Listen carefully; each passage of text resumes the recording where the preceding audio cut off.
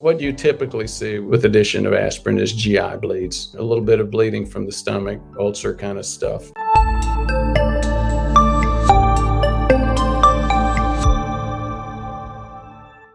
Aspirin cardiovascular disease benefits appear to begin within the first 1 to 2 years of administration, and the bleeding harms begin soon after aspirin initiation. So after you start considering what the other side of this is, you get started down this path and you say, well, it's a baby aspirin, what's the big deal? Once you get into the details, it becomes a big deal because we're talking about GI bleeding or stroke. I mentioned that these recommendations have gotten a lot of coverage. New York Times. Headline: Aspirin used to prevent first heart attack or stroke should be curtailed, U.S. panel says. As is typical, that's not what they said.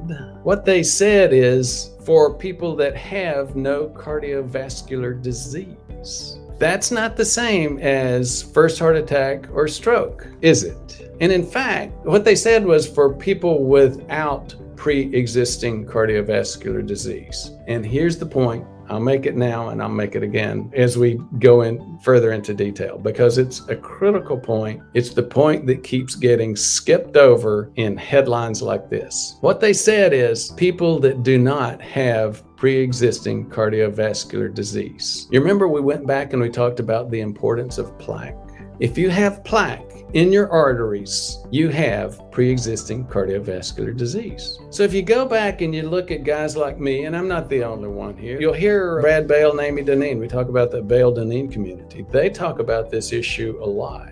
We confuse primary prevention versus secondary prevention, and we assume that the only people that have pre-existing cardiovascular disease, people like you see in this headline. And unfortunately, docs often assume that too. The professionals that should understand this. If you have plaque, you don't have to have had a heart attack or a stroke already to have pre-existing cardiovascular disease. So here was what came out of this New York Times article. Doctors should no longer routinely start most people at high risk of heart disease on a regular regimen of low-dose aspirin. So again, a major misinterpretation. The U.S. task force also wants to strongly discourage anyone 60 or older from starting a low-dose aspirin regimen. So again, you go back to what was the previous interpretation and what was the previous, quote, preventive recommendation, age 60 or older. Again, a lot of previous ones were age 55 and older. A few years ago, it went from 55 up to 60. And now they're saying, again, if you're thinking about that old guideline, 60 or older, take a baby aspirin, don't do that based on age alone. You go to the Bale-Deneen community, you go to me, we never said age alone. We said if you have plaque, if you have pre-existing disease. Again, why are they backing off? Citing concerns about the age-related heightened risk for life-threatening bleeding, strokes, and GI bleeding. Now, the proposed guidelines would not apply to those already taking aspirin or those who've already had a heart attack, or, as we said before, those who have pre-existing disease. I mentioned the Aspirin trial a few minutes ago. This was one of the first trials to come out to start saying, should we be starting people, every 60-year-old out there, on baby aspirin, whether they have plaque or cardiovascular disease or not?